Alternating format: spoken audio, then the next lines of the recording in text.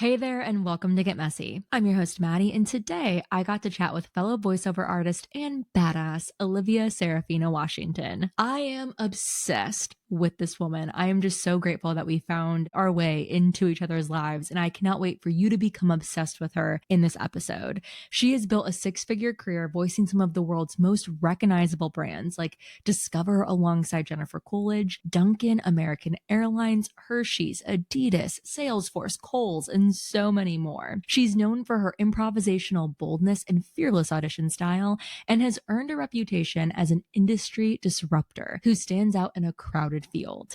She's represented by DDO Artist Agency New York and is born and raised in Atlanta, Georgia, where she currently resides. Olivia and I chatted for hours, and I cannot wait for us to hang out soon and continue chatting for hours because we are so far from being done. But we did not leave many stones unturned. We got into all of the things.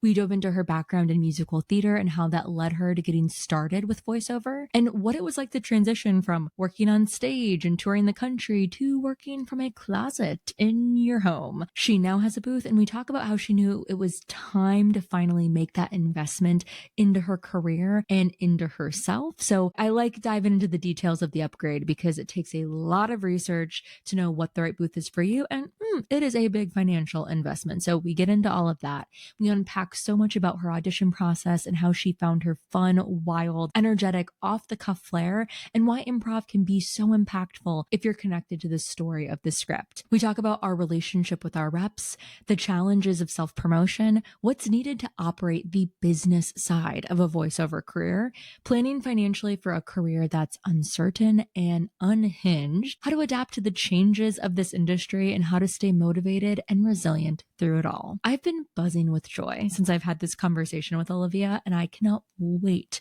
for you to soak up her amazing energy in this episode. Without further ado, please welcome the fiery and fierce Olivia Sarafina Washington.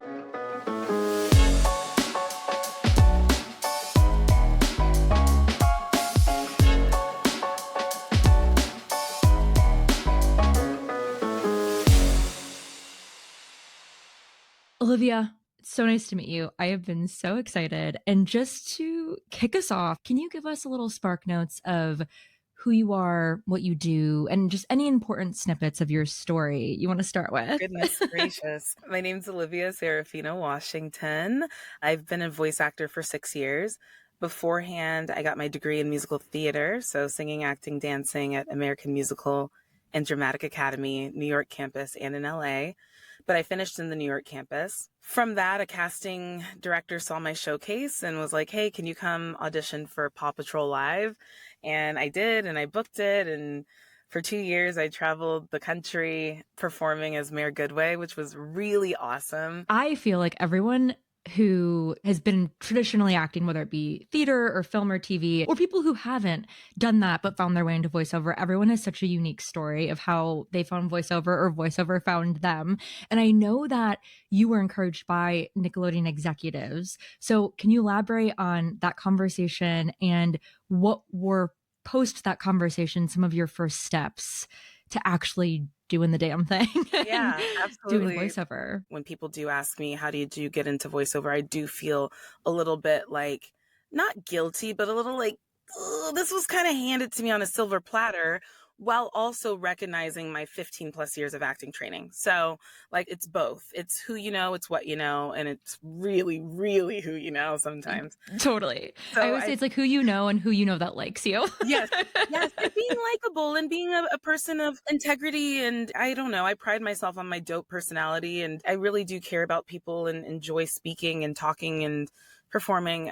I don't know. So it just kind of worked out. But anyway, did the tour with Nickelodeon for 2 years. The Nickelodeon executives during the rehearsal process, they were like, hey, Olivia, you voiced this character live, just like the voice actor we have doing the TV show. If for some reason she were to perish, I always say perish because it's kind of funny, but they didn't say like die. They were like, if she were to stop doing it, we'd totally call you in. Like, you do this so well. And I was like, well, you know, I've always wanted to be a voice on TV and do like cartoons and stuff like that. That sounds really cool. Maybe I should give voiceover a try. So I finished the tour in 2018, moved back to Atlanta just for like living with my parents, just kind of figuring it out. Do I go back to New York? My friends are still there, blah, blah, blah. But got a voice acting agent here in Atlanta. Very beginner level voice acting agency where they send just everything to you. Like, Yes. it's not crafted or curated for who you are or what you bring, but like if you fit the specs for one of the 50 things they're sending, send us an audition. So I did that for months and months and months. Decided at the beginning of 2019, I was like, all right, it's time to go back to New York. Moved back to New York, still auditioning, because this is back when I actually didn't have a lot of experience with going in and auditioning. My experience started with just like my iPhone and iPhone headphones and like plugging it in and just doing it and sending Dang, like, girl. yeah, MP3s.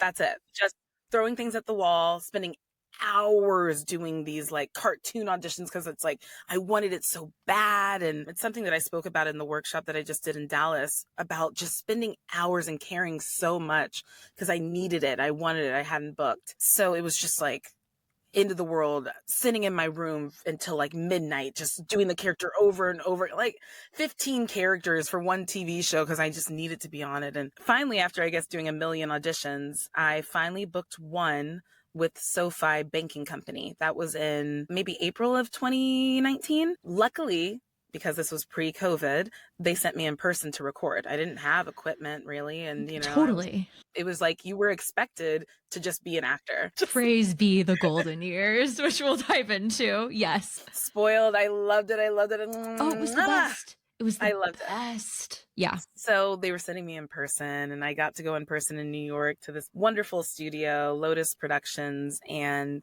because this job ended up being a year-long campaign, I was in there like almost every 2 weeks, just recording these cool, dope spots. So I was going in person and it was fabulous and I loved it. And Olivia, can we get you some tea? Olivia, here's your printed script. Olivia, how was your day, Olivia? Oh, I loved it. I loved it. I loved it. It was fabulous. So that owner of that studio was like, hey, Olivia, do you have a New York agent? You're really good. And I was like, oh, no, and thank you. And he was like, well, I have some friends in the industry. I would love to introduce you. Here's a couple of agencies. And he showed me DDO. I feel like I forget what the other two were, but they were also heavy hitters in the VO world. And he kind of made the decision for me. He was like, I think you'd be really good with DDO. I really like these ladies. It's 3 women, Marissa, Eileen, and Allie.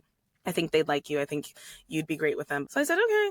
And so he introduced us. They set up a meeting and they signed me on the spot. It just kind of was like bing, boom, bop. Like it really just happened very quickly and organically. This was towards the end of 2019 and I immediately started booking with them. They sent me like auditions for like Adobe and I booked that. And then they sent me like Adidas and I immediately booked that. And it was just like, whoa, okay. And so they're kind of feeling like, well, she's great. And I'm kind of feeling like, wow, I'm great. No, I'm feeling like they're great. When it's like, serendipitous, when it just is like, wow, everything's just gelling and working. Yeah. And it was great that I got to meet them too, because I know a lot of people who have signed with agents who they've never met in this kind of post-COVID space. And it was great that it's all women. And I really loved it. And I love them. And I still do. And they send me 10 million auditions a day. And yeah, that's kind of it. I don't know. That's kind of how it worked. And my big break was 2020. The world had stopped and I was loving the unemployment. I was just kind of like living my life in New York City. Totally. living down and like having fun. And I got this audition because things started picking up again. And my agents were like, if you want to do this seriously, you have to have a real setup because you're not going in person anymore. And luckily I had a mic and a sound interface, literally the same one I use to this day, and a computer. So I was just kind of like, all right. And I decked out my closet in my tiny Williamsburg apartment. I get an email like probably late, like kind of late at night because during COVID times, like time didn't exist. And I got an email for Dunkin'. And I was like, girl, what? And she was like, it's due at 9 a.m. I said, yeah, I'm not doing that. And I don't know. I was just being like a brat and spoiled. And I was just like, I'm living life. And she emailed me like the next morning and was like, hey, Olivia, this is late, but I think you'd be good for this. And I can see if we can get an extension if you can get it in. And I was like, okay. So I get up and I do the recording. And then like 4 days later, I get put on hold for it. And I was like, wow, maybe you're right. Like maybe, okay, they're looking at me on a short list. And like a couple days later, I booked it. And it was my first TV spot that was SAG, like union spot. I had never booked a union before. Everything I'd done before, SoFi, Adidas, Adobe, all those things were non-union stuff. So I was like, oh, cool. And like everyone in the agency was like emailing me being like, congratulations, congratulations. And I was like, why? I don't understand. Like, I really didn't get it. I was like, Yeah. okay, like, I guess Dunkin's big, but like, whatever. Like, I don't know. The money from SoFi and stuff was good. So I was like, and then You saw your first direct deposit check. my first check. And I said, y'all are about to be sick of me. I had never seen that much money in my, like, it brings tears to my eyes, seriously, like seeing that much money and it keeps coming like every week or two, and I'm seeing these just like lump sum surprise checks in the mail or like in my direct deposit, and I'm like, what? I remember in 2021 I paid more in taxes than I have ever made in a year. Yeah. And that to me was like, I was sobbing on the floor because I was like, what is this robbery? Where's all my money? Oh, But the pain. I know. but it's also like a blessing. Like, what a Oh, cool total position to be in. blessing. But finally I was like, now I understand what my parents were talking about. Like, why there Literally, was, I'm yeah. like 1/3 of my income. What is Yeah. going on? Anyway, all that being said, that's kind of the story, but it was awesome. It was cool and it was life-changing. And here we are, I guess 6 years later. I'm getting chills as you're talking because I think, yeah, I'm just like reflecting back on my own story and like living yours with you and just feeling, I know exactly what you're talking about. I feel the same way, like how life-changing voiceover has been for me. And yeah, I was like riding that roller coaster with you right now. And we're going to talk a lot about business, how we handle all of that as creatives, all of that stuff. But you've always auditioned from home. That was not always how it was for me. I used to go into DPN. So the same experience I had when I was, what? it That was, doesn't register with me of like, that was, mind you, I've gone in person maybe 3 or 4 times. Right before COVID, there were a couple times where I was invited to go in person. It's actually how I booked Riscato Wine. I went in person, and that was great because he was telling me like, no, do more of this. And I was like, oh, I can do that. And I that's booked it. best when they're the direction. You're like, thank you I so need much that. for, And yeah, I can give it to you. I yeah, just didn't know that's really, you wanted me to go that far, that it crazy, or that, totally. So Because they'll be anyway. like, be conversational. And you're like, wait. But what Oh, kind but of conversational? Because like the way I speak is kind of somewhat animated, so it's somewhat not conversational. totally. No, Yeah. and we see that all the time now. Relatable, conversational, nothing slick, announcery, Sally, whatever. Yeah, no, we used to go in at DPN. I've been, this is so crazy. I've been at DPN since 2015. So 10 Oh my gosh. years. Okay. Which is insane. So we went in person. They kind of stopped doing it. 2019, things started to shift where it was like half in person, half at home. But before then, unless we were going into a casting office of someone who was in LA, every audition, we'd go into DPN. What? Yep. Everything. You'd sit there in the lobby, and Jeff, who used to own DPN, or Vince or Trish would be like, okay, Maddie's here. They'd go into the back, pick out whatever scripts were for you. You'd have a couple minutes. Like, so you're with all the other VO artists. Like, so you meet a ton of people. I had so many friends. And you're kind of just like hanging out, shooting the shit. And I'm like, Maddie, okay, you have McDonald's. Go into Kim's door. There was 3 different booth directors, 3 different engineers. Go to Kim's door and like wait until she's ready. And you'd go into McDonald's, come and sit back down. Okay, great. Kohl's, go to Juliet's booth. And so like we had everything. We were getting direction. I never had to choose a take. I never had to worry about equipment. You literally just got to go in like it was a job and audition. That's how it was until 2019. That is, and it's so crazy because that's when I got in. So it's like, that is such a Yeah. foreign world for me. That sounds so dope, but also so like, it was so amazing because again, you just got to focus on performing and you had direction every day. Like, and I was always the do this, do that. I was like, great, this is awesome. And then I had a really hard time adjusting to like 2019. I was like, this is kind of weird. We're doing like half from home and half, and then COVID, and just like either like, where's your professional setup in studio? And I was like, wait, but like we're gonna go back, right? But and I'm then like an actor. Why do I have to be the engineer, director, and blah, blah, blah, blah. So that was like for me, learning to audition on my own was really, really difficult. And I love what you said. Like, you're known for your improvisational boldness and fearless audition style. And we know auditioning is something we do a lot. It's our job. That's our job. It is the work. 90% Yeah. is that. And it is the work. Yeah. How did you adopt this unapologetic audition style? And what's your process from the time DDO sends you that audition and it hits your inbox to when you're turning it in? Yeah. When I auditioned for SoFi, which was my first big job, my first booking, they did ask for one take to be kind of whatever you want it to be. make Okay. it your own. So I kind of was given permission very early on to kind of make it my own. And then I was rewarded with a year-long contract. Yep. So I was like, oh, if I add, and I played this at when I just spoke in Dallas at the workshop, I was able to dig up my SoFi audition, find the 2 takes, and my second take that I went totally off script for, totally improvised, was crazy. Like to the point where I Yeah. was listening back and I was like, wow, I used to be like really bold, like, cause I just didn't know. There was no parameters. I didn't know anyone who did voiceover. I didn't know anyone who was booking consistently and acting, period. Like post graduation, outside of my Paw Patrol people that I was on tour with, I didn't really know anyone in this world who was not on stage, and let alone booking consistently, even on stage. Like at that time, I was 24. I don't know. Is that right? Yeah, 24. We're artists.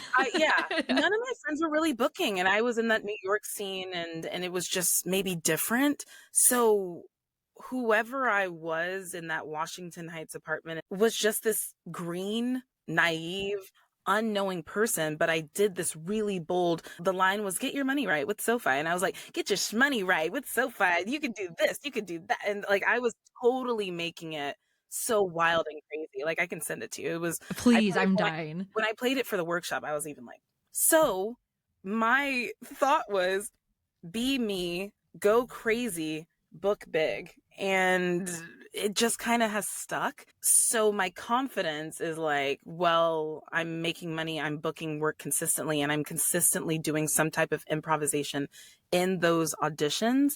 And when I say improv, it's not get your shmoney right all the time, but it is like just a little something that I add that usually adds flavor. Eileen, the head of voiceover at DDO, had a phone call with me very early on, and she was like, these casting directors are listening to 10 million auditions.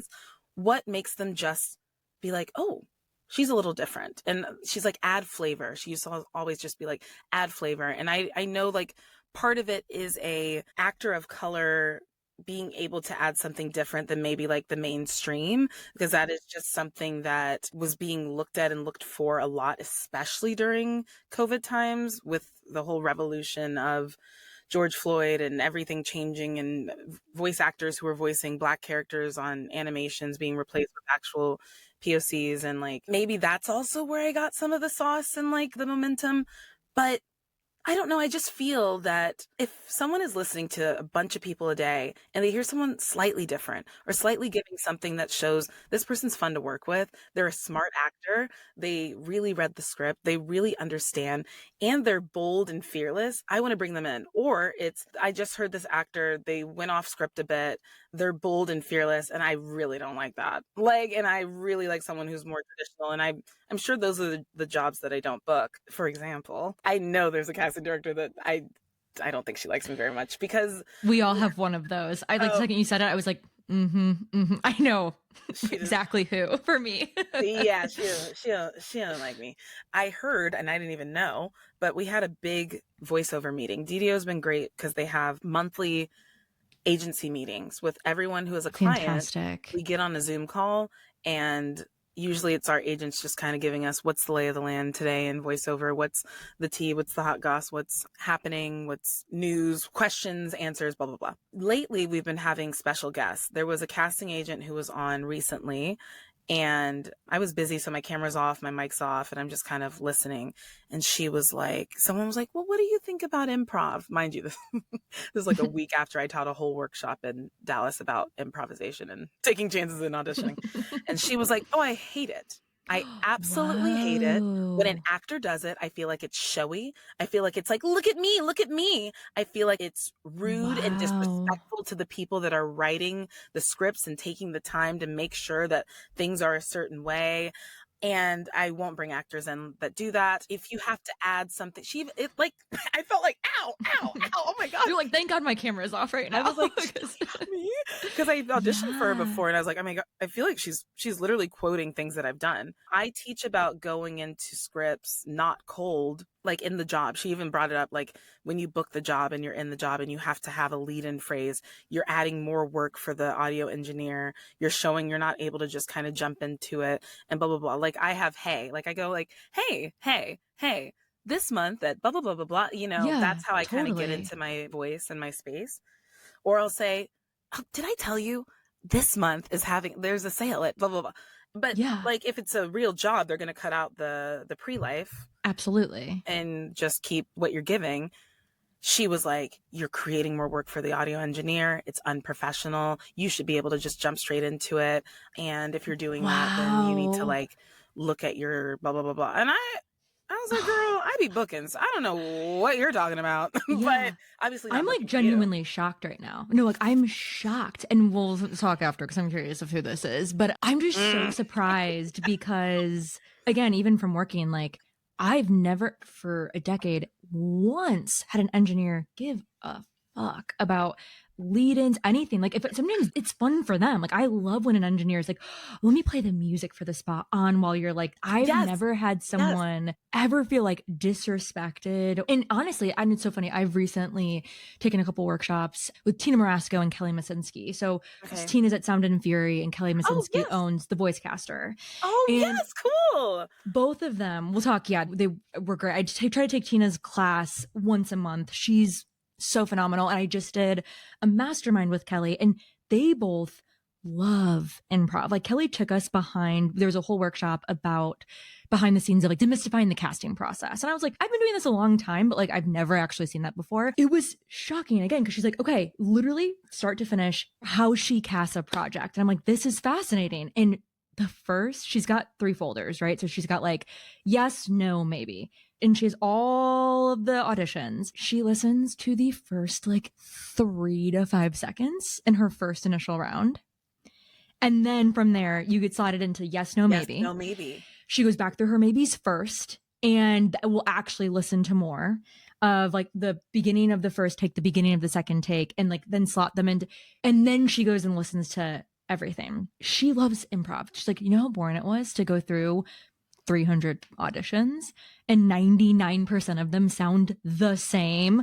So for her, her and I had a whole conversation about it, because I can sometimes, I'm curious if you have this experience. I think because of working, like auditioning, huge part of our job. And then when you're on set, when you're in the booth, she told me this. She's like, sometimes the read you send in, she's like, is like what the read's going to be on TV, or like what it's going Yes. to be on the radio. And she's like, which is great, because you kind of know based off like certain brands and stuff. You're like, I know. She's like, but the problem is, she's like, even though you're right, that is what it's going to be in the audition process. She's like, there's just so much repetition that for her, she's like, you have to be playful. Like you have to stand out, be bold, like everything that you're preaching. And Tina's the exact same way. Tina's all about specificity. So for her, she's like, let's go back to like acting school and like make this fucking fun and like just be so specific with our choices, but like totally have a lead in. And she's like, sometimes keep it in. She's like, if it makes sense, she's like, keep your fucking lead in.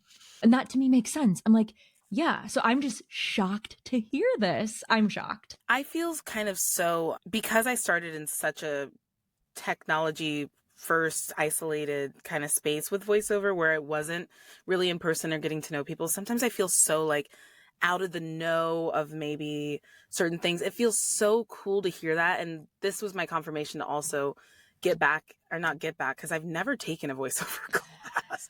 I haven't until I moved out of LA 2020, my husband and I did. And I was like, oh, I'm not around all my people at DPN anymore. And so I started recently, like I think 2022. And then I fell in love with Tina and Kelly as like my people. Tina, I would cry if I ever met her in person. She is like one of my favorite people. We'll talk after, because I think you would absolutely adore her. But I'm with you. It's because I felt so in my little silo where I was like, excuse me, that's how I feel too. Yeah. I like went out with my mom after that meeting, and I was just like starting to tear up, because I'm like, everything that I kind of do and give, and like hearing you say that was just like the confirmation and affirmation I needed to know that I'm not just totally left. Because I was just like telling my mom, I was like, it was like she heard my auditions, and before she got on the Zoom call with all of us, like played them all back and said, don't do this. Like her specifics of what she hates, this casting director, was like everything I do. Pre-life, midlife, post-life, terms that I've learned fairly recently, but something that I've been doing in practice, obviously, for 6 years.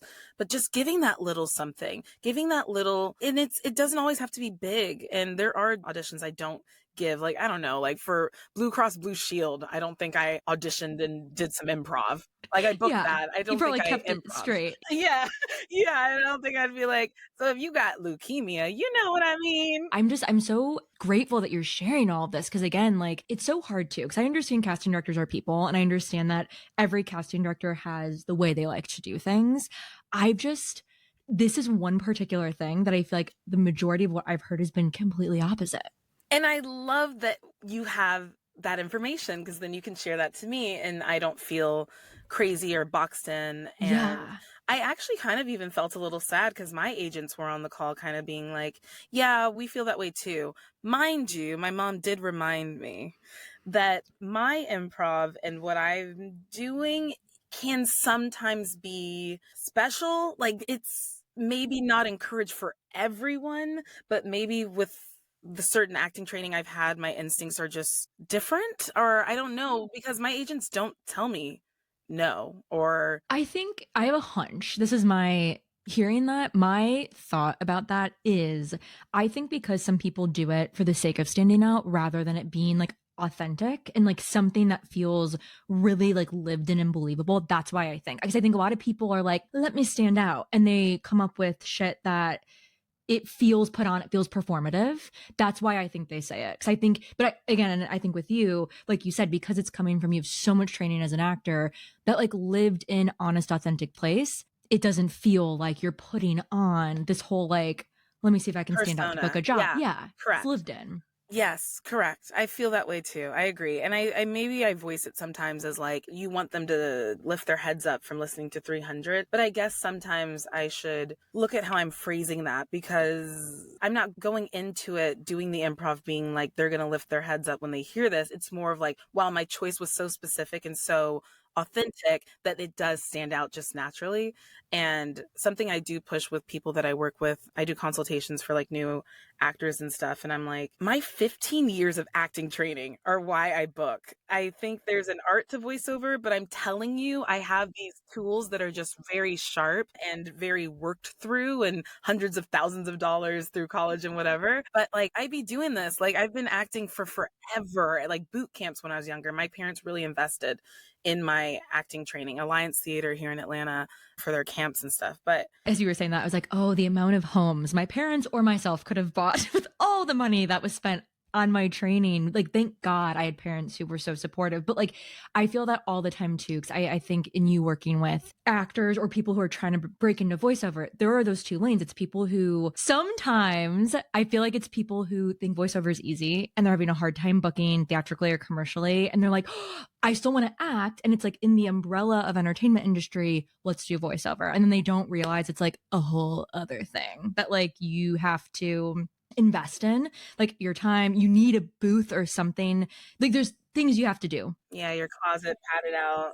Yeah. Yeah, my agents even said they have a lot of people. DPN has like a commercial department and then the voiceover department that's split into promo, commercial, animation, all that good stuff. And they say typically what ends up happening is it'll be like 2 months. And someone who's from their commercial department is like, yeah, I don't think it's for me. And they're like, it's been 2 months. And they're like, they don't realize like it's a hustle, that like there's a lot that's required of you. Then there's other people who I think are just love acting and see it as another like vessel for them to act and make money and be a part of the industry. And there's people who've never done acting who are like, cool, this is something I can do at home. And some people are great, but I think to your point, I've always felt the exact same way that I'm like, if I didn't do the years and years and years of training, I would have been lost. Very personally. much so.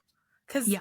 everyone says it. It's like 80% acting, 20% voice, and people with really great voices who have these like deep and attractive and ear-catching voices are like, well, because I have a great voice, I can do voice acting. And I'm like, baby, it's because of the acting that you book and the voice is the icing. Like, it's great that you have a great It's the voice. frosting, it's the icing, it's not the cake.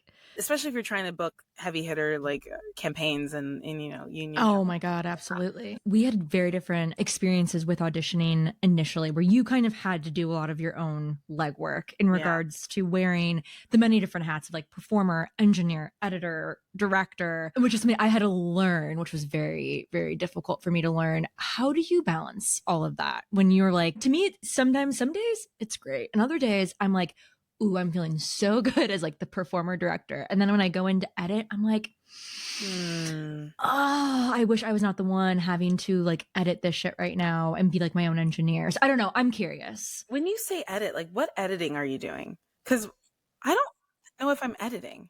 Okay, so if I go in, like let's say it's for Petco, I record everything and then I come back and I'll just clean things up. Like if I make a mistake in the middle and tighten up, and I'm picking what takes I want to send in. So let's say I've been recording for 4 minutes and it's a 30-second commercial, so I have 6 or 8 takes to choose from.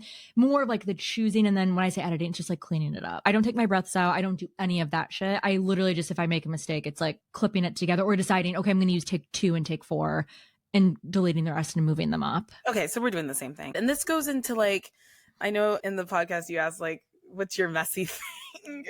Yeah, what's messiest about you? Yeah, my messiest thing, like I know it's a little early to answer, but like I have really bad ADHD, and my ADHD is like not like, oh, I can't pay attention. It's more of like anything that is not fun feels like rolling a 2 million-pound stone up a like straight up and down hill. Like auditions for me are that. Like I receive an audition and I literally go, no, no, but it's like, oh, isn't this what I like prayed for? But also, yeah. So because of my relationship with my agents, they are very kind to me about the submission time. I consistently ask for extensions. And I've learned now that also they have interns who will email and say, Olivia, we see that you didn't turn this in. You now have until 6 p.m. tonight. Could you get that into us? And I'm like, oh, yeah, sure. Like Totally. It's something I actually need to have a conversation with them about, because I want to now just get the latest submission time just sent to me so I can time manage better, because getting an audition at 7 p.m. that's due at 9 a.m. because all the auditions that DDO sends are due at 9 a.m. Which that makes sense because they're an East Coast agent. And see, for me, DPN, it's 9 a.m. for West Coast, but since I'm on the East Coast right now, it's noon. Oh, you lucky duck. Yeah. And trust you me, lucky duck. When I was visiting the West Coast, I was like, holy crap. I was like, I have till noon. But for everyone else, it's 9. It's the same exact thing. Yeah, I need to ask about that because I've actually missed out on opportunities thinking like, oh, it's not really due at 9 a.m. so I can have till noon. And then they're like, actually, this was due at 10:30. Like we have to submit by 10:30 a.m. So you've missed it. And I'm like, oh, gosh. I've had the same thing happen too. And and it's hard because then you're just like, because you know how it goes. Sometimes it's like, it's really due at 6 p.m., but for them to like organize it or whatever. They have to listen through. I don't know if your agents sound like they do this, but my agents listen to every single audition. Every single audition. Okay. Yep. Yeah. So I'm like, I get it. I understand. And also at 7 p.m., I'm going out to dinner with my friends and I don't want to come back and record after 2 glasses of wine, or I don't want to wake up at 7 a.m. and do vocal warm-ups and then submit by 9 a.m. So that sounds like terrible. Answer your question and not really answer your question. I'm still in a weird space with like how I manage my auditions. I obviously get them done and sometimes they're good, but I don't know. I think I just psych myself up to be like, hey, Olivia, you're really good at this. Let's do it. And then I also, from trial and error and experience, I don't spend crazy amounts of time on them. I have a flare of don't care these days, which doesn't read to like, I don't care about the craft or I don't care about doing well. I'm not desperate for the work. So it feels very like either they're going to like me and I'm giving them who I am within these couple of takes. And I know that if I work on this for another 30 minutes, I'm not going to sound any different. If anything, I'll probably be worse. So, oh, for sure. I'm not going to beat this to the ground. Either I'm going to book this because they hear something that they can work with, or I'm not. And I'm not going to change their mind if I do this character for another hour, or if I explore more for another 2 hours with the voice, or sing this song, because I do a lot of singing auditions. If I sing this song another 40 times, it's not going to sound better. And they're not going to cast me just because on my 40th take, I got that final run correct or whatever it is. And I think through trial and error, which I try and share to a lot of new VO people, like you will not be better because you are working on this longer and beating it to the ground. Like you will not make them like you or pick you or choose you, or you're not going to book that $25,000 Target spot because you just like did it 2 million times. And I don't know. It's like either you're going to book it or you're not. So Totally. I think that's such a healthy perspective. No, and I again love it because that when I say it was a very hard transition for me to be like, wait, now I'm supposed to like do all this stuff. Like I have to pick. Like it was a really difficult transition. And I think at first what you're describing, not that I ever feel that way in the booth performance wise, because I think again, I'm the same way as you. I'm like, it's gonna work or it's not gonna work. And I can like the most playful and how much fun I can have, that is the best I can do. It's like the one thing in my control. It's like some days it works really well. Some days I'm like, not working great today, but like whatever. I'm here, I did it, turn it in and be done. But yeah, like even Kelly Masinski from Voicecaster, she's like, if you're doing an audition for more than 10 minutes, like especially commercial, I understand animation, there's a lot more work that can go into it. She's like, no. She's like, you already lost. Like, and I totally agree. I'm like, I don't know the last time I've gotten to where I was recording for 10 minutes on one spot. Cause I'm like, at that point, something really went off the rails. Like we are not. It's like just a one-liner or something. I am totally. not. I feel like she might have been in one of the early VO meetings that my agents have. I think she was one of the speakers. I would believe that for sure. I would totally believe that. I've actually gotten the rules I go by are from someone who came on one of those calls and they were like, for this, you need to spend 10 minutes or less. And for this, 5 minutes of one liner, 30 minutes for an animation, blah, blah, blah. And I preached that at the workshop I was teaching because I'm like, that was one of my biggest downfalls at the beginning, is just thinking that if I just spent hours doing something, then maybe it'll be different and that they'll like it more, that I'll find something new within an hour of auditioning. And I'm like, it's just not like that. Also at 30, now I'm like, I have to build a life that feels like auditioning can't take up that much time. I want to have the excitement of I have trivia with friends at 8 p.m. So if I get this audition at 6 or 7, like I'm going to do it and I got to be out on my bike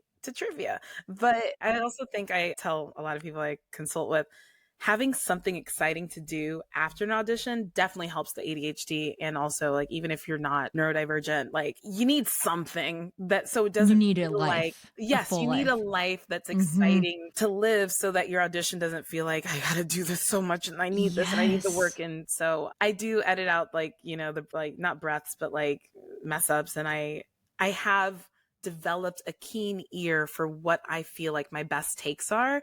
I think working kind of isolated for so long, I've had to learn what auditions do I feel, or what takes do I feel would be the ones to send in. And then I'm just like really satisfied with it too. I submit it, and every time I push submit, I'm like, booked it. I was just telling my husband even, I was like, because again, no, I so understand where I'm like, oh, I've been feeling really good lately, like really good. And then I'm like, why hasn't my phone rung? Like, I'm shocked. I'm genuinely shocked. And then I see the commercial on TV and I'm like, oh, they wanted a man. I literally was going to say, oh, a man. Perfect. Yeah. I'm like, yeah. Whenever it says male and female on the spec, I'm like, God damn it. Like, come on. Because I feel like 9 times out of 10, they go to a guy. But I know.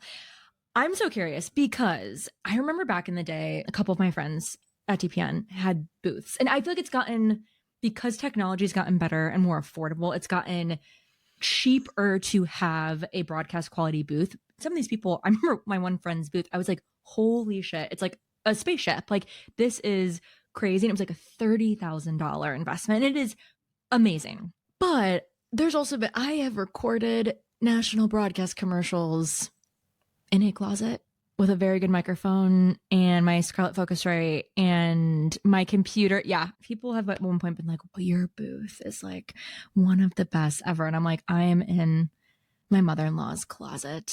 Right? I didn't tell them that. I was like, thank you so much. But my whole point is I feel like there's, because we've been moving a lot, my husband and I. And so I feel like there's that threshold where you're like, it's time to like invest and you've invested in the pink pod. And so I'm just curious, what was like the thing that pushed you into being like, okay, I have to make this investment? And then now that you've made it, I'm just curious, like, how does it feel? How did you choose the pink pod? Yeah, this was my baby for when I moved to Atlanta. So living in New York, working out of many a closets, whether that's a tiny Washington Heights apartment, 4-bedroom, 1 bathroom with 3 guys, and just like, I don't know, doing my thing there. And I've moved around a lot in New York, Williamsburg and East Harlem, and I've always created a closet booth. In New York, though, you're not always rewarded with closet booths because the outside world is just so loud. Yes. Like, it's so loud. I used to have panic attacks because, of course, the day that I book a job, there would be construction right outside my window or within the building. Like, I lived in a condo at one point. Like, I was renting in a condo building.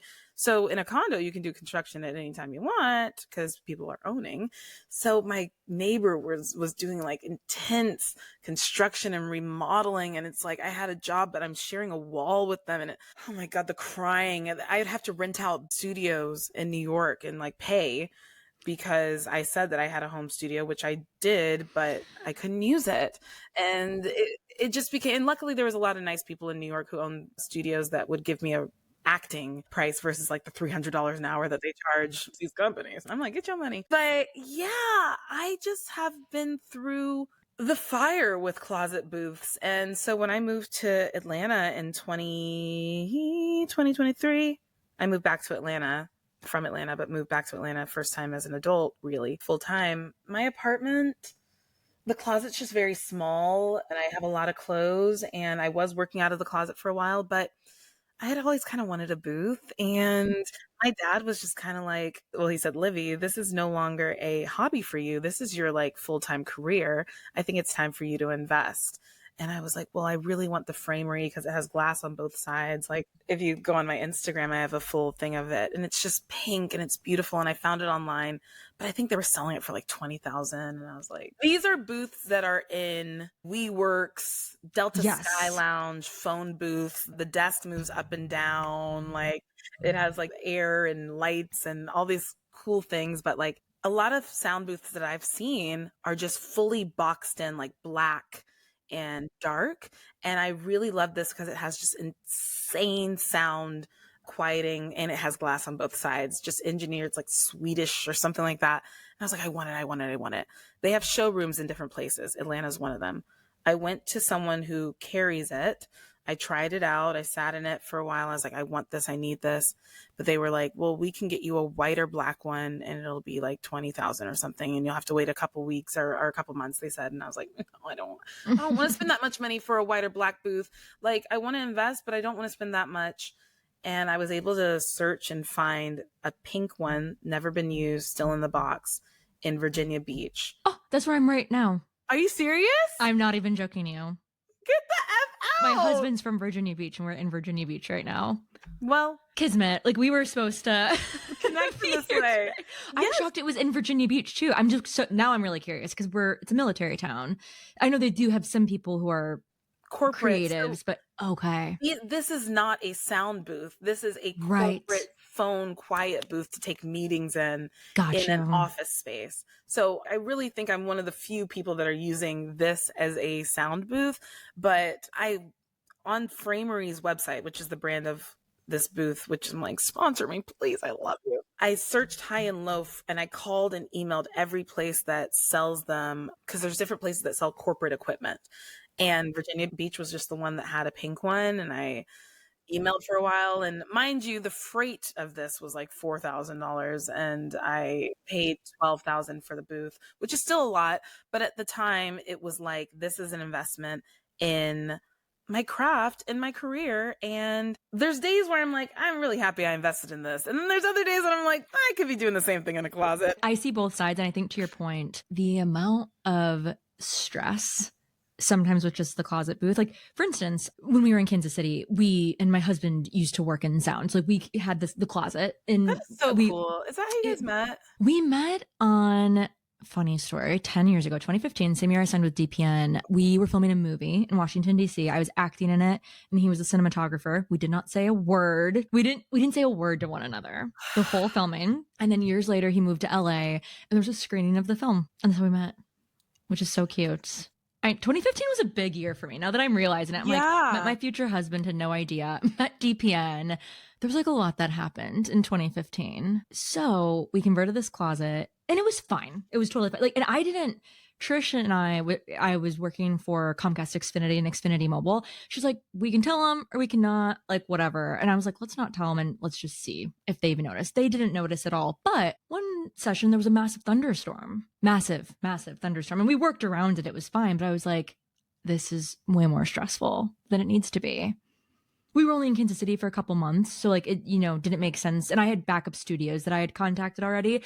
But to your point, like, I mean, that's an expectation of us now is like having it and having it available all the time and it being quality. And like you said, there's been many times where construction, all this crap where you're paying out of pocket. And usually a lot of people I feel like are really nice to artists where you can make a deal. But there was a time when we were living in Miami where because of the construction, I was probably in there 3 days a week for 5 months.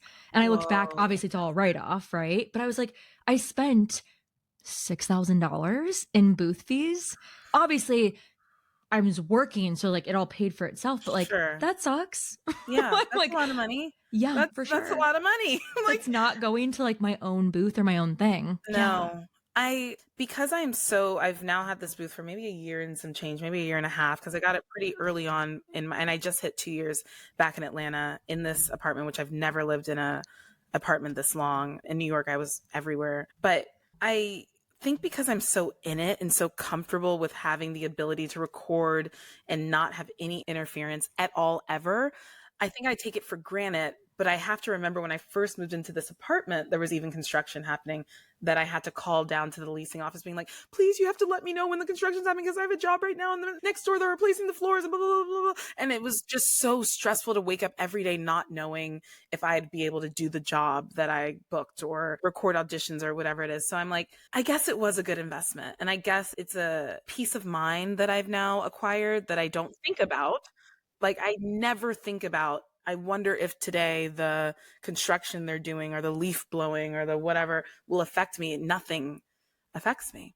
Yeah, that's huge. Sound-wise. That's huge to have that stress removed. And I'm so far away from it. So thank you for allowing me to like reflect on the gratitude with that because I'm like, oh, actually, I guess this booth was pretty dope. It also feels cool to like let me close the door. It feels cool to be like in it. Like get in my booth and it's like boom and it's like I'm in it and I'm like let's do it and I don't know, it feels like work. Yeah, that's why literally like the throat coat tea, I can't drink it unless because like it's part of a ritual. So to me it's like Pavlov's dog. It's like work mode. So I so understand when you're like this door is closed. I don't know, it does feel like it's also cool because I've never sat before when I'm working. I used to only stand, like in my closet booths, I only had the ability to stand. I do enjoy standing at times and I can kind of finagle it in here to allow me to stand, like lower the seat and stuff. But I don't know, nothing's like in person. I freaking love going in person. I had some problems with, I thought it was my mic and stuff, but it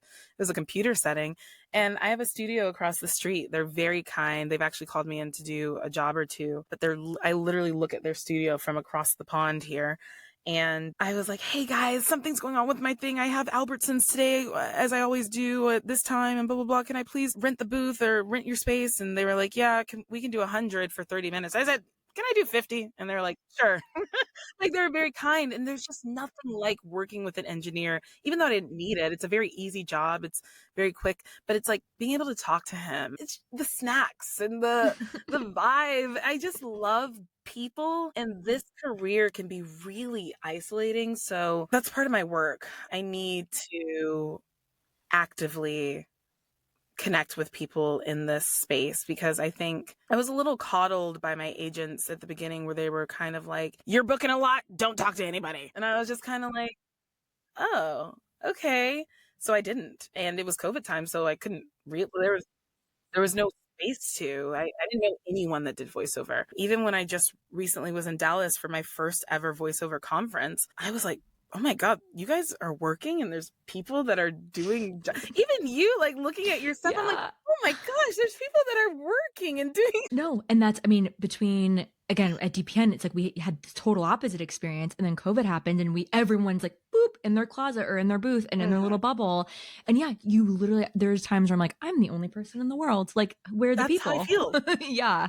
I Yeah. feel like my agents would say, because I would tell Eileen, I would be like, hey, and she's the head of voiceover, if I didn't say it, DDO. And I was like, I just feel like I don't know anybody and I feel like no one's really working. And she was like, yeah, you're correct. Just keep it like that and don't listen to what anyone says. Do your work and get it done. And I'm like, I guess like I'm making money, she's making money. So I'm like, all right. But it is very isolating. Now, 6 years in, I'm like, okay, I need to actively try and find fellow VO Community. people Yeah. and community because none of my friends here are in voiceover. I don't have a lot of acting friends. When I was in New York, I have acting friends and I have fantastic friends that are on Broadway and on the national tour of Wicked and like killing it. But like in my direct vicinity of who I'm seeing and touching weekly, I don't have VO people or acting people, let alone VO people, which is the even smaller kind of world. And like so specific, right? Yes. It's like the things that we do. Yeah, unless it's people who are in that doing it, they don't know. And I'm so curious because what do you think are some things people don't understand about voiceover, the business side of voiceover? I feel like there are certain things, and I love asking voiceover people that because it's such a unique little sector of the entertainment industry. One, I think some people think it's easy. Yes. I get that a lot where it's like, Correct. you go into a closet or you're a booth and And you're you just wearing your talk. pajamas and you just talk a little bit. And I'm like, So I feel like that's one of it. Or I think too, I feel, and maybe this is an interesting like way to kind of segue into like the business side of voiceover. I feel like the business has just changed a lot over the last couple of years, like post COVID of, I think people don't realize how isolating it is now. That's like a huge misunderstanding of like, we are so isolated. And then I think this is maybe a little bit of a tangent, but I mean, and what I've noticed too, just the industry has changed in the fact that I've never seen more non-union to union opportunities. Like before it was like so much union and like this little teeny bit non-union where I feel like a lot of agencies like didn't even need to touch it because there was so much union work. And then edging into COVID and then COVID, it was like, whoa, some of these like major companies maybe are even splitting it where they'll do union TV commercials, but non-union radio, or they'll do different things. So I feel like that's a big thing that I've noticed that I'm just so curious what other people have noticed. And then the other thing is this concept of direct marketing. Like I've heard the word direct marketing more in 2025 than I have ever heard it in my entire life. Okay. So your first part, I'm on the other side of that. I know no world where there was mostly union because I started 5 years after you. So it's like, I don't know anything but what I know, which was this almost COVID and then post-COVID world, which has its downfalls of me feeling probably extra isolated because I've never had a community of VO, which I'm searching for now. And then on the other aisle is like developing these really keen, like I spoke about earlier, like ears to self-direct and kind of just thrive in this isolated space. Which is necessary in today's world as a professional. Yeah. Correct. So it's like I've developed, I guess it's kind of gotten me in trouble too, because I am living in this isolated space where I'm like, what I feel, what I think, and what I'm doing is the only thing that is. The only thing that is, which is unfortunately not true, which maybe I need to tap back into a community where I was learning at the workshop or at the conference, and One Voice Conference is what I'm referencing when I say the conference, One Voice Conference USA in Dallas this summer. People were like, oh, we have these groups where we send our auditions to each other to listen to and get feedback. And for me, I heard that and I was like, no, someone's going to steal my technique, like, no, I'll never share, because it's kind of gotten to this space where I'm like, I do what I do and it's working. So I don't want anyone else to do it, but also no one's me. And so like, whatever, like if someone else books something, it's because it's theirs. Everything that's meant for me never passes me up or passes me by. It's always mine, and same for anyone. So that's kind of that first part. I don't know anything but wherever the world has been since 2019. And then the second part that you said that I really wanted to comment on. So I was watching your podcast with Tracy and I'm like, I feel like this should just be like, go watch Tracy's, because that's where I'm at right now. You guys were talking about, there was a point in time where you could give your career to your agent and they would take it, run with it. And because you're booking and making six figures and life is good, like, why work more? Totally. Why do more Totally. when little do fine, you know? Like, and I think I've kind of had to be hit over the head a couple times with like financial woes and things changing and losing big. I think when I speak about the business side, I think about not doing anything but showing up as an actor, but now it is very different. I didn't really think I'd have to do direct marketing. Like, I'm so behind. I don't have a website. I have my Instagram that I post my reels on sometimes, but the money that I've been making through my agents, just sending me auditions and booking work, I felt like, why do more? Like, I really felt that way. Even my friends were like, you should update your LinkedIn. And I was like, why? I'm not getting any work on there. I'm getting all my work from my agents. Why would I do that? But as of 2 hours ago, listening to you and Tracy, I was like, I know for a fact I am in need of a more professional presence in the LinkedIn space. I'm putting out courses for voiceover and like my auditioning techniques and stuff. That's been something I've been wanting to do because that feels exciting. But the LinkedIn side of it, the website side of it, I'm like, oh God, I don't want to do that. That doesn't sound fun. And I don't know where to start. So I'm just not going to do it. But I've been pushed now to a space where maybe without my Dunkin, my little Dunkin pacifier, and like, I don't do Kohl's anymore. And like, that was a lot of consistent income. And it's like, God, what are you doing? Like, why are you doing this to me? I was so comfortable. Now I'm getting there's spaces in time where I'm uncomfortable, whether that's financially, I'm supporting my family. My dad had a stroke last year. So it's like a lot of things have pushed me in my life, messy things, Get Messy podcast, that have fortunately and unfortunately pushed me into a mindset now of like, I must work in different spaces that maybe I'm not as familiar with. So I need to do the direct marketing. We can grow together because I've never done it before either. I've never done it. I've kind of seen, like, again, how things were pre-COVID, how things were post-COVID. And I'm in this boat. Everything you said, I relate to so hard. And it's this weird thing where I'm like, okay, I'm in the game. Like, I'm in the fucking game. Right. We're playing. We're not on the bench, baby. No, we're doing it. Like, we're doing it. And then there's those times where I think I had my little Comcast pacifier too. I was like a cozy fat cat that was just like, and again, that was, like working hard for sure. Cause that was that client in particular, I had a hold every single day at a certain time. So I didn't know if I was working until the night before. Get the F out. That's crazy. It was so much fun, but it was intense. It was like super for 2.5 years, very intense. And this past 6 months, even in particular, I'd never had more day of sessions. Hey, can she get in the booth in 30 minutes? So part of it's like golden handcuffs, right? Like the handcuffs are so pretty and they're like Swarovski crystal and beautiful.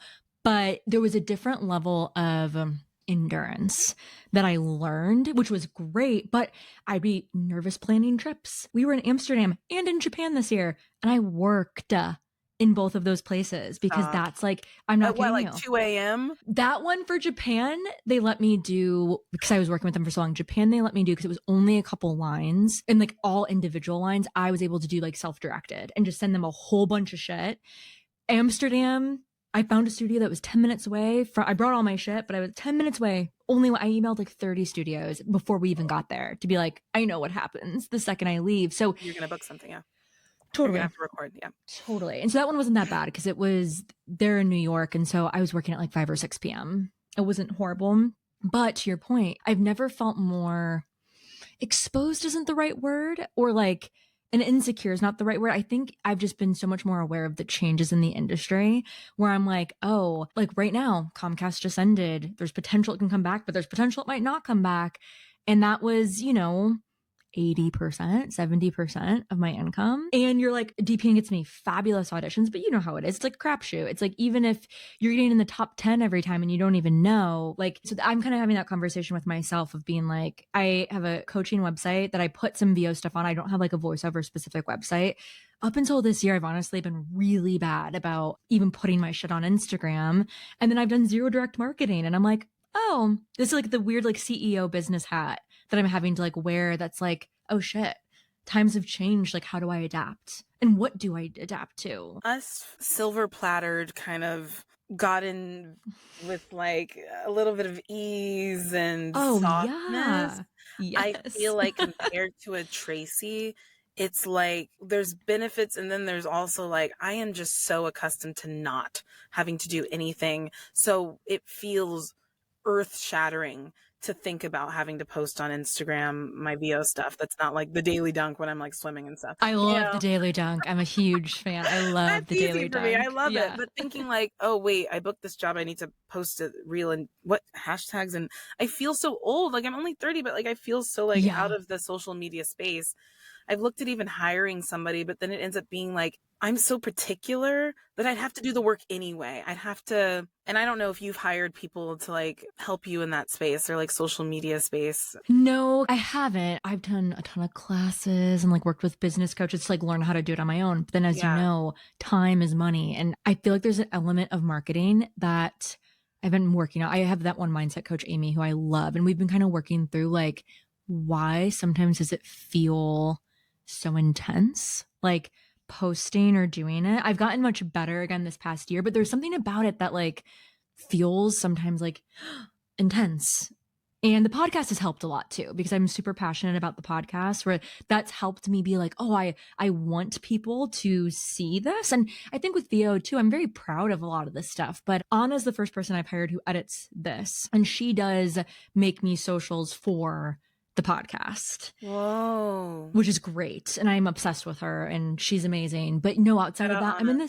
I'm the same boat as you of like, since there is a lot of resistance to it, I'm like, Right. what do I need? Whether is it hiring someone? Is it like what needs to shake shit up to where that obstacle's removed? I think that was part of the question you're asking me. And I'm like, I'm asking the same question back because I do Yeah. feel that's the exact word. I'm very spiritual and I'm like, the resistance that I have to this, is that because I'm not supposed to be doing it? Or is it just one of those growing pains? And it feels like the latter, where I'm like, when I do post the work that I do, that I'm very proud of, that I love sharing stuff like that, but the mental hurdles, and it goes kind of back to the executive dysfunction of ADHD, I'm kind of like, the small steps of editing my LinkedIn.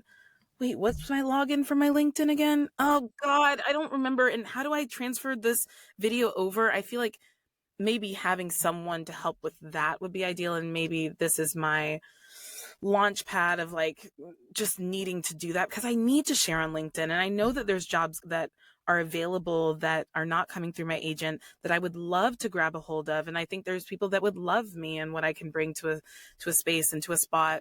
And I am just so resistant to those small steps that are necessary to get a website out there, post about certain things, advertise my consultations. And now with the courses that I'm putting out, it's like advertise those too. And I'm like, I would rather throw my phone and my computer in the pond that's down there and like go to a beach. I really don't want to do that at all. Olivia, I literally, my coach Amy, when we were talking, I'm like, if I could throw my phone in the ocean, I would be so happy. And she was shocked by this because she's like, oh my God, like my phone, I feel like safe. I could call it like for she. I'm like, no. I Couldn't care bury less. it in the sand. I couldn't care less. I'll dig it out for this. I'll dig out my computer for this. This all I love day. this. This all day. This is fun. Any type of like marketing, self promotion. And again, I feel like I'm so curious about your courses and stuff too, because it's something that's the part I hate the most. It's like creating it, doing it all day long, having to understand how to like articulate that.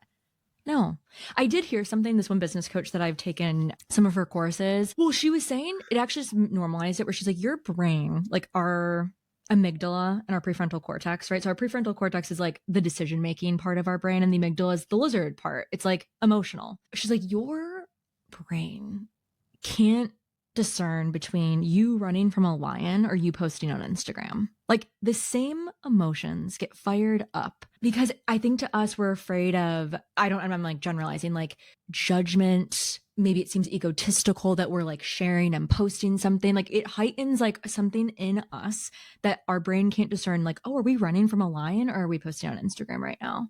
And I was like, that's exactly how I feel. I feel like I'm running from a freaking lion that wants to eat me. And I would rather not do it. I'm like, Lions, you sit over there. No, so I get Yeah. it. I'm literally in the same exact battle, kind of trying to like dismantle this obstacle. And it's been a bigger obstacle than I anticipated, honestly. Well, maybe, like you said, we can use some accountability, and Here for it. that would be Here really for it. helpful because Yeah. and then it's like a shame loop because it's like you're not sharing this and or like progressing X, Y, and Z. If only you had logged into LinkedIn and updated all your information, then maybe this would be. And I'm like, oh, then you're stuck in freeze. Like, this is anyone that's listening to this, especially with ADHD, is probably going like, yes, that's how I feel. And I'm like, how do I get over it? And I'm also unmedicated, but I'm like, oh, this is turning into like a psych meeting or like. But I feel like that's so much of it, though. That's why I appreciate all that stuff because I'm like, so much of it is that. Like, so much of it's like us figuring out. I know for myself, even getting this podcast out, I wanted to do it for so long. And I was working as a project manager at a podcast production company as like a little side hustle. My friend Sam Valentine owned the company. She's friends with Gabrielle. Yes. She goes to my club. We're also friends. She Oh literally, my I'm part gosh. of a social club that's right next door. And Stop I it. literally texted her last night asking about I want to agency move fees to and stuff. Atlanta so I can come hang out with you guys. But yeah, so Sam Valentine and I met 1.5 years ago doing a feature film. It was my first ever feature film. I don't know if it was hers. And there was 6 leads, 3 guys and 3 girls. And we were 2 of the 3 girls on that set. So I've known her, I think since like 2011 or 2012. Like, Out, dude. yes. So she had the podcast production company. And I was like, this sounds really cool. I want to be a part of it. So I think it was because I knew so much about podcasting that I was like, oh, it has to be perfect. And I'm like, no, it's not going to be perfect. So it took me so long. And then finally, what I did is I told a couple people it's going to come out on September 4th. And now that I told people, that was like the accountability. I was like, I will be so embarrassed if it doesn't come out on September 4th. And that was like, so the accountability piece, I'm with you. Because if you and I sit down and I'm like, when we meet next week, my LinkedIn will be edited, I will do it because I'll be like, it's embarrassing. I told Olivia yeah. that I'm doing it. I need that too because I think I have no accountability because there's nothing that will dramatically be terrible if I don't update my LinkedIn or if I don't get a website because it's like things have been okay. Like I'm floating, I'm fine. And, I'm just kind of living my life. So there's possible great, wonderful benefits, but the instant gratification will not come. So it feels like I could be comfortable right now and just not do it. Or I could be uncomfortable for a little while, do it, and possibly in the future have some benefit or gift that's bestowed. But I also recognize that in my spiritual journey and in my life, I am someone who craves instant gratification. But I recognize when I take those small steps of discomfort, I am rewarded fairly quickly because it's like it's like as small as like going to a 7 a.m. yoga class that I didn't want to go and then seeing people that I know who bring so much like life and excitement that I didn't think I was going to see there. But that hurdle of getting up early and going to that class felt like death. And then once I got there, though, I'm immediately, people are like, Olivia, you're here. And I'm like, Yeah. oh, thank you. Totally. I think I just got to do it. Maybe it's even like at the end of this, like finding my login for LinkedIn. And that being the one step. The one step for today. Figuring out my password. Yeah. The one step. We're going to, 1, have to do part 2 of this. And 2, I've kept you for so long. I could talk to you forever. I'm going to cherry pick a couple like final questions because there's so much juiciness I still want to ask you, but we'll just do a part 2. We've talked about there's so many ebbs and flows and uncertainties in this business. There's so much out of our control. There's so little we can control. Like you said, it's like we've been very fortunate to have certain things like Dunkin or Comcast that provided so much stability. How do you deal with the ebbs and the flows and the uncertainties? Debt. I have had to go into debt in a lot of spaces to uphold my lifestyle.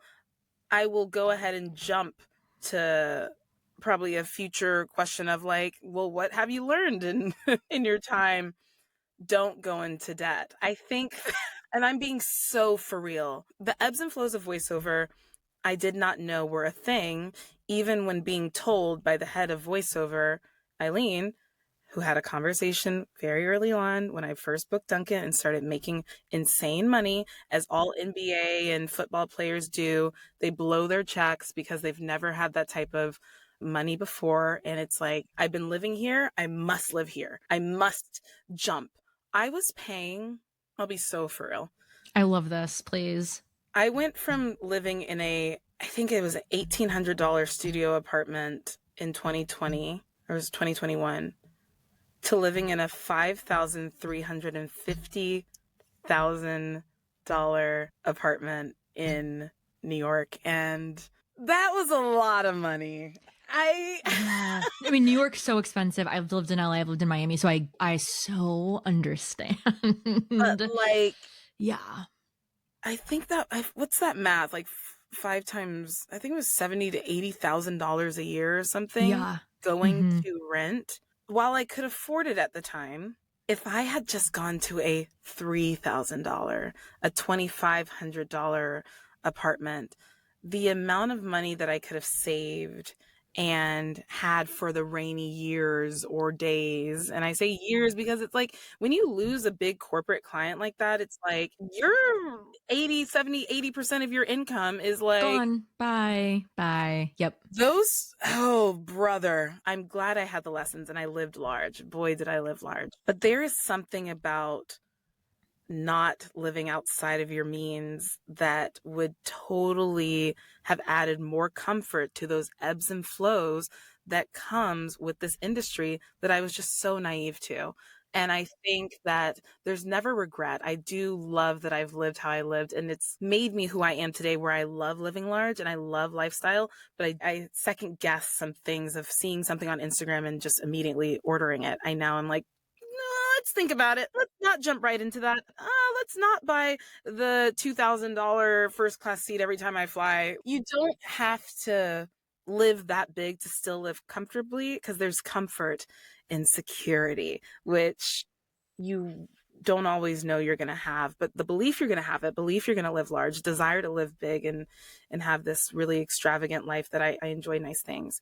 But boy, oh boy, the ebbs and flows will come. And I think there's also something to be said about maybe like getting a business line of credit or a line of credit when things are going really well, keeping it as a safety net, not touching it because then you're not paying on it or using interest, but having it there because banks love to see when you're making money.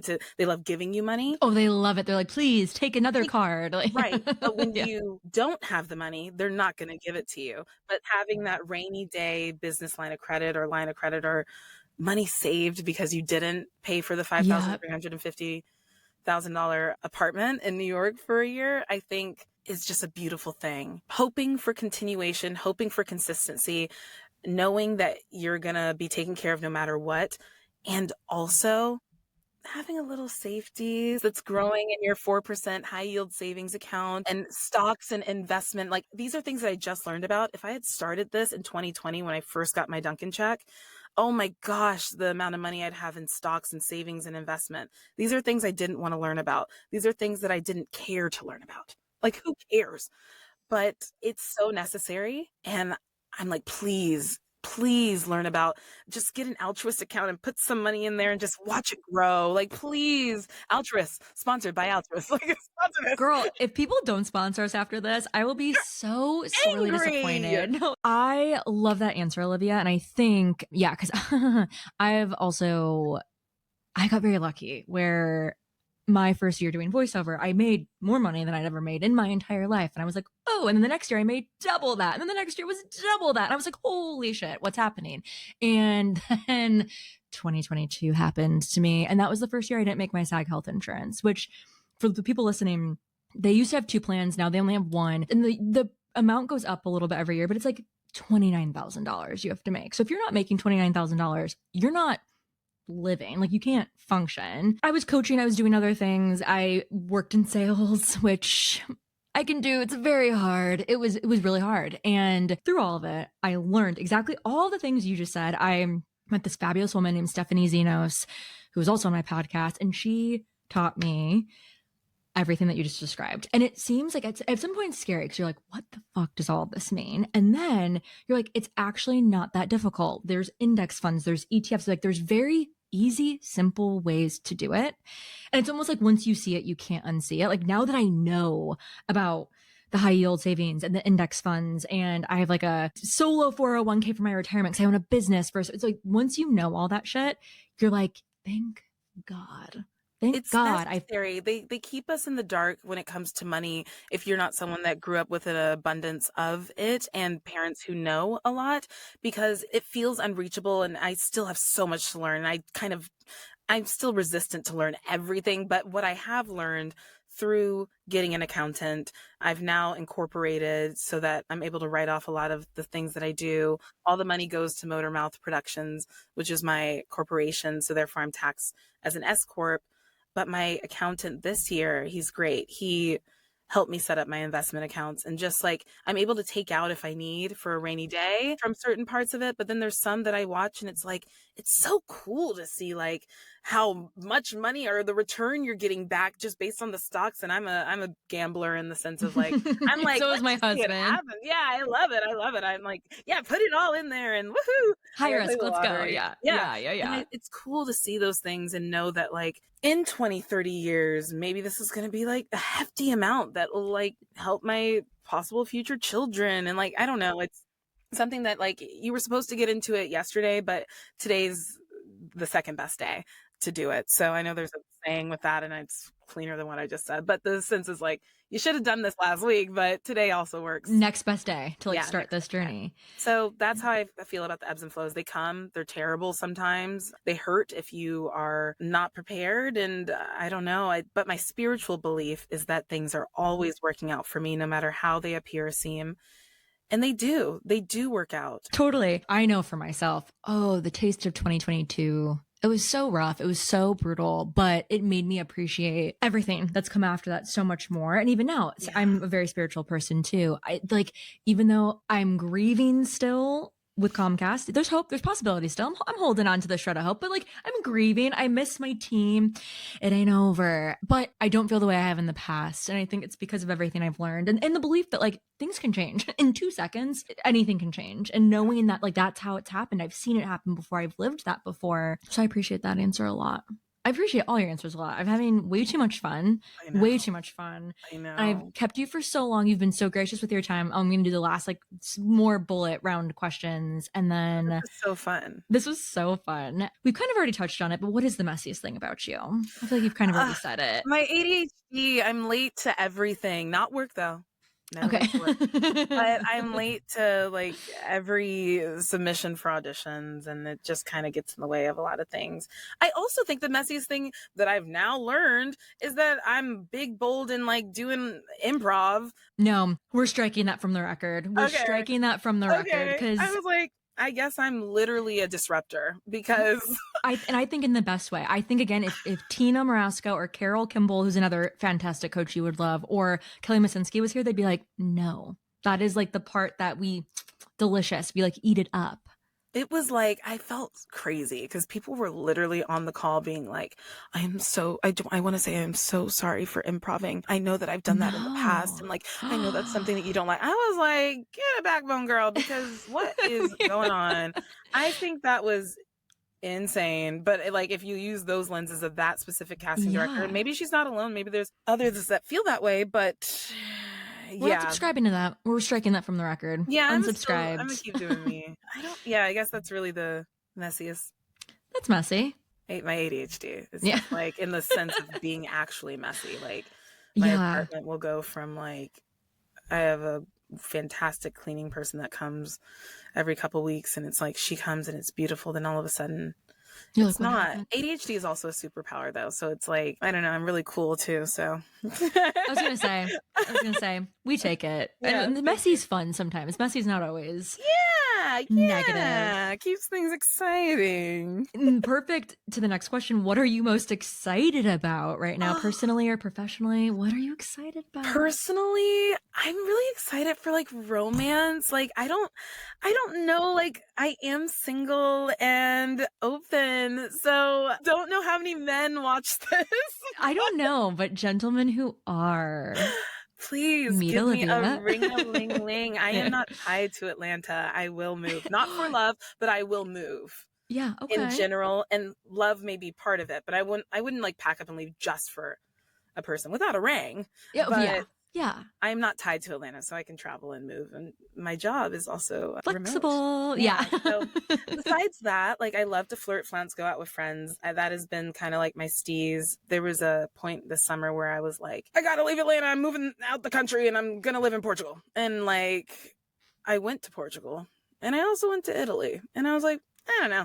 Like it didn't ring to me. So travel is definitely something I'm excited about, but I don't feel the desire to pick up and move out the country right now, which is cool. And then professionally, I'm really excited to tap into this direct marketing or this like opening myself up to possibilities that are outside of my 4 to 5 auditions that I do every day and building a bigger community in VO. There's VO Atlanta that's happening in March. I know. I've never been, but me neither. Maybe we and go I together. wanted to speak at it this past year, but I was too late with my submission because I didn't even know what was happening. So that's how I got invited to speak at one voice conference, Dallas, because it's the same people. And he was like, hey, we would have loved you for VO Atlanta, but we already have our people.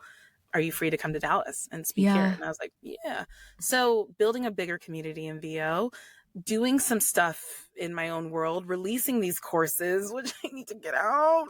We're going to study hall, girl. We're going to study hall. Don't worry. I was like, we will solve a lot of this. I love that. I need the body doubling. I need that. Same. Me left to my own devices. It's scary. I'm gonna watch Love is Blind. Like I'm gonna watch Love is Blind. I'm gonna go on a walk. I might not come home. Like, yeah, right. Seriously. It's but like it's so crazy. Like how powerful I am with another, but like left to my own devices, it is scary.